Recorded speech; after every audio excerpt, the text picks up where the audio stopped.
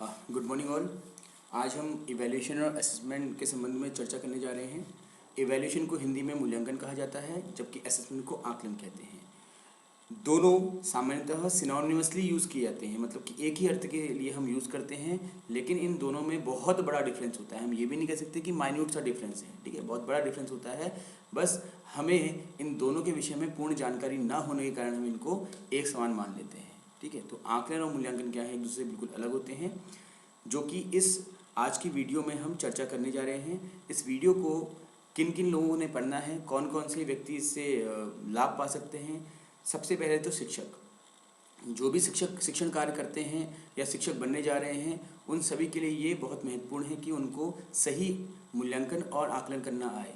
अन्यथा उनके द्वारा किया गया कितना ही प्रभावशाली शिक्षण हो या पाठ्य प्रस्तुतिकरण हो, वो सब बेकार हो जाएगा। आप एक लेसन प्लान प्रेजेंट करते हैं बच्चों के सामने, बहुत अच्छी आप टीचिंग करते हैं, लेकिन फाइनली आपका जो असेसमेंट टेक्निक है या इवैल्यूएशन टेक्निक है वो प्रॉपर नहीं है, तो इससे आप ये नहीं जान पाते कि जो आपने पढ़ाया है क्या वास्तव में बच्चों को वो उसी रूप में समझ में आ गया या बच्चा कुछ और समझ बैठा, ठीक है। तो ऐसी समस्याएं हमारे समक्ष आने लग जाती हैं। साथ ही साथ ये कुछ परीक्षाओं के लिए भी महत्वपूर्ण होता है जिसकी आप तैयारी कर रहे हैं, जैसे BEd, CTET, UTET, PRT, TGT and PGT. हर तरह के अध्यापक शिक्षा संबंधी कार्यक्रम और परीक्षाएं जितनी भी होती हैं, उनमें कम से कम 2 से 3 प्रश्न हमारे इवैल्यूएशन असेसमेंट के आते हैं। प्रश्न सारे व्यवहारिक होते हैं, लेकिन उन व्यवहारिक प्रश्नों को समझना तभी संभव हो पाता है जब उनका हमको डिटेल नॉलेज हो, यानी कि संपूर्ण ज्ञान हो। तो आइए जानते हैं कि असेसमेंट क्या है और इवैल्यूएशन क्या है। What is assessment? आकलन क्या है? तो आकलन को समझने के लिए ये पॉइंट आप देख सकते हैं। Assessment is defined as a methodical way of acquiring, reviewing and using information about someone और something so as to make improvement where necessary. तो किसी भी घटना, व्यक्ति, वस्तु, प्रक्रिया, कुछ भी हो सकता है जिसका आप आकलन करना चाहते हैं।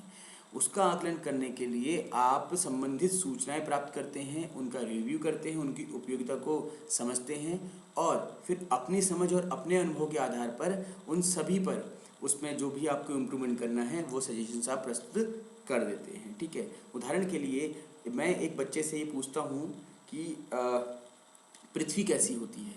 अब पृथ्वी कैसी होती है इस संबंध में बच्चा मुझे बताता है कि पृथ्वी गोल है, जैसे बॉल होती है, क्योंकि उसने अपनी कक्षा में इतना ही पढ़ा है। लेकिन मुझे पता है कि पृथ्वी का आकार जो है वो गोल ना होकर के गुलाब या भूआब के आकार का होता है, जो कि दिखने में हल्का सा संतरे की तरह लगता है, जो ऊपर और नीचे से चपटा होता है, ठीक है। तो मुझे पता है कि ये जो इन्फॉर्मेशन है बच्चे के पास नहीं है, तो अब मैं बच्चे में इम्प्रूवमेंट के लिए इन्फॉर्मेशन दूंगा। तो जिससे क्या होगा, बच्चा अपनी नॉलेज को इम्प्रूव करेगा या फिर उसको कहते हैं रिवाइव करेगा, ठीक है। Systematic process of documenting and using empirical data on the knowledge, skill, attitude and belief। साथ ही साथ आकलन के माध्यम से एक अच्छा हम डॉक्यूमेंट तैयार करते हैं जिसमें संबंधित बच्चों के ज्ञान, कौशल, अभिवृत्ति तथा बिलीफ से संबंधित आंकड़े होते हैं, ठीक है।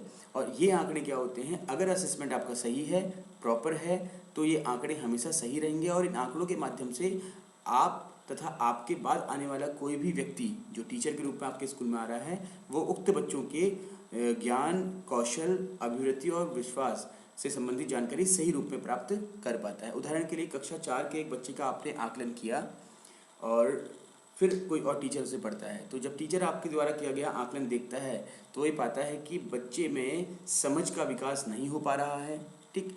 बच्चा अधिकांशतः सक्रिय माध्यम से कर पाता है, ठीक है। बच्चे में पॉजिटिव एटीट्यूड नहीं है, तो वो जो टीचर जो नया आया है आपके स्थान पर, वो आपके इस डॉक्यूमेंट को देख करके ये अंदाज़ा लगा सकता है, आइडिया लगा सकता है कि उसको क्या क्या कार्य करने की आवश्यकता है। तो इसी तरह से कि आपका ये आकलन यहाँ पर भी आपका महत्वपूर्ण होता है। The next is by taking the assessment, a teacher can try to improve their students' learning। आकलन के माध्यम से एक शिक्षक अपने बच्चों के अधिगम को और अधिक इम्प्रूव यानी कि उसमें सुधार कर सकता है, ठीक। अब ये एग्जाम्पल है, देखिएगा आप इसको। I will give the flower some water to improve its growth. यानी कि आप किसी बगीचे में जाते हैं और वहाँ पर आप देखते हैं कि एक एक ऐसा फ्लावर है, एक ऐसा फूल है जो मुरझा गया है, तो आप तुरंत उसको वाटर देते हैं, जिससे क्या होता है वो फिर से खिल उठता है। तो क्या किया आपने, आपने उस बगीचे में जाकर के उसकी कमी देखी, फ्लावर झुका हुआ है, मुरझाया हुआ है, तो क्यों मुरझाया है उस कमी तक आप गए और उस कमी को पूरा करने के लिए आपने फिर उसमें वाटर डाल दिया। ठीक है, तो ये रहा आपका असेसमेंट। व्हाट इज़ इवैल्यूएशन, मूल्यांकन क्या होता है। सबसे पहले तो मूल्यांकन जो है आपका the term evaluation is derived from the word value which refers to usefulness of something. मूल्यांकन शब्द जो है वो मूल्य से निकला हुआ है, जिसका अर्थ होता है किसी पर किसी की उपयोगिता को समझना या प्रस्तुत करना। ठीक है, आइए जानते हैं इसके संबंध में। और it is a systematic and objective process of measuring और ऑब्जर्विंग समवन और something with an aim of drawing conclusions, यानी कि निष्कर्ष देने के लिए जो भी प्रक्रिया आप करते हैं, जो भी व्यवस्थित और ऑब्जेक्टिव मतलब होता है वस्तुनिष्ठ प्रक्रिया आप करते हैं, उसे हम आकलन कहते हैं। लेकिन इसका कार्य केवल और केवल निष्कर्ष प्रस्तुत करना होता है, किसी भी आधार पर ये सुधार के लिए नहीं दी जाती हैं। असेसमेंट का जो प्राइम ऑब्जेक्टिव था वो था इम्प्रूवमेंट, बट इसका प्राइम ऑब्जेक्टिव है आपका डिसीजन मेकिंग, यानी कि जजमेंट करना। ठीक है, using criteria usually govern by set standards और बाय मेकिंग कंपेरिजन्स। लेकिन जो ये क्राइटेरियाज बनेंगे ये आप खुद से नहीं बना सकते हैं, इसके लिए आपको मानकों का प्रयोग करना पड़ेगा। Then evaluation focuses on grades and may reflect classroom component other than course content and mastery level. Evaluation जो है उसका कार्य कोर्स कंटेंट या मास्टरी लेवल को देखना ही नहीं होता है, अपितु बच्चे का जो भी परफॉर्मेंस रहा है कक्षा कक्ष में at the time of evaluation, उसके आधार पर निर्णय देना होता है। ठीक है, उदाहरण के लिए आपके जो फाइनल एग्जाम्स होते हैं, आपको बहुत सारा ज्ञान है, बहुत ज्ञान है, लेकिन उस एग्ज़ाम में आप नहीं प्रस्तुत कर पाए, उसको नहीं लिख पाए, तो क्या होगा, फाइनल जो आपका जो रिज़ल्ट होगा उसमें आप फेल हो जाएंगे, या फिर आपके जो मार्क्स हैं वो एक्सपेक्टेड नहीं रहेंगे। ठीक है, तो वैल्यूएशन में क्या हो रहा है, आपका सिर्फ जजमेंट दिया जा रहा है, यहाँ पर आपके ज्ञान का आकलन किस रूप में करना है, इसके लिए जो स्टैंडर्ड्स हैं वो मैटर करते हैं।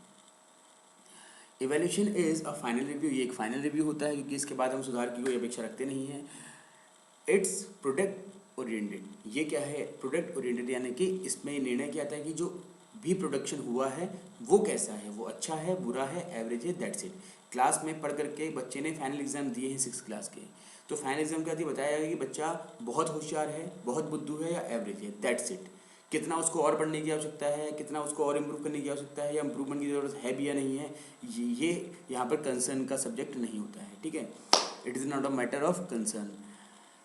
This means that the main question is what's been learn.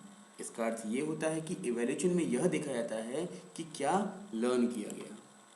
ठीक है, फाइनली इवैल्यूएशन इज जजमेंटल, जो इवैल्यूएशन है वो क्या है, पूर्णतः जजमेंटल है, इसमें निर्णय प्रस्तुत किए जाते हैं। The flower is purple and is too short with no enough leaves. असेसमेंट में तो हम बोल रहे थे कि फ्लावर क्या है, बहुत छोटा रह गया है, उसको पानी दे करके बड़ा किया जा सकता है, लेकिन अब यहाँ पर हम निर्णय दे रहे हैं कि फ्लावर पर्पल कलर का है, वो बहुत छोटा है और उसमें लीव्स बहुत कम है, तो ये क्या आपका जजमेंट दे दिया हमने। ओके, तो this is all about evaluation. Conclusion पर हम आते हैं, तो कंक्लूजन सिर्फ इतना निकलता है कि जो इवैल्यूएशन और असेसमेंट है दोनों एक दूसरे से पूर्णतः क्या है, डिफरेंट है। जहाँ पर इवैल्यूएशन में केवल जजमेंट दिया जाता है, वहीं दूसरी तरफ असेसमेंट में जो डिफिशिएंसीज होती हैं उनको करेक्ट किया जाता है। देखिए, while evaluation involves making judgments, assessment is concern with correcting the deficiencies in one's performance. ठीक हो गया, किसी व्यक्ति की परफॉर्मेंस में जो कमियां हैं उनको दूर करने के लिए, उनको करेक्ट करने के लिए असेसमेंट किया जाता है।